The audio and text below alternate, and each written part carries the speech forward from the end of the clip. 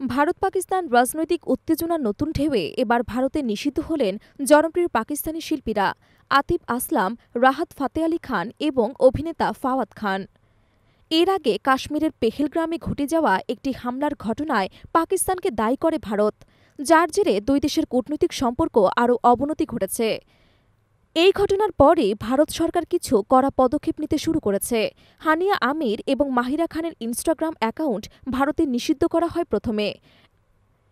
একদিনের ব্যবধানে শুক্রবার আতিফ আসলাম, রাহাত ফাতে আলী খান এবং ফাওয়াদ খানের ইনস্টাগ্রাম অ্যাকাউন্টও ভারতের জন্য ব্লক করে দেওয়া হয়। ভারতের সংবাদ মাধ্যম হিন্দুস্তান টাইমসের বরাতে জানা যায়, এই সিদ্ধান্ত একটি আইনি অনুরোধের ভিত্তিতে নেওয়া হয়েছে।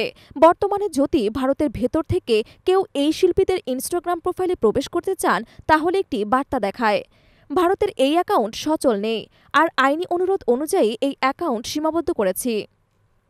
শুধু এই তিনজনই নন, আরও বেশ কয়েকজন পাকিস্তানি তারকার অ্যাকাউন্ট আড়াল করে রাখা হয়েছে বা সীমিত করা হয়েছে। তাদের মধ্যে রয়েছেন সানাম সাইদ, সজল আলী, ইকরা আজিজ, বিলাল আব্বাস এবং ইমরান আব্বাস। ভারতের এই শিল্পীদের বিপুল সংখ্যক অনুরাগী রয়েছেন, যারা এই নিষেধাজ্ঞায় হতাশ। তারা সামাজিক যোগাযোগ মাধ্যমে তাদের অসন্তোষ প্রকাশ করেছেন এবং দুই দেশের সংস্কৃতির মধ্যে এই ধরনের বিভাজন না করার আহ্বান জানিয়েছেন।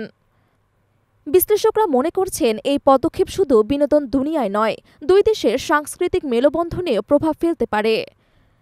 ভারত পাকিস্তান সম্পর্কের এমন টানাপোড়েনে ভবিষ্যতে আরও অনেক শিল্পী এবং কন্টেন্ট সীমাবদ্ধ হওয়ার আশঙ্কা রয়েছে।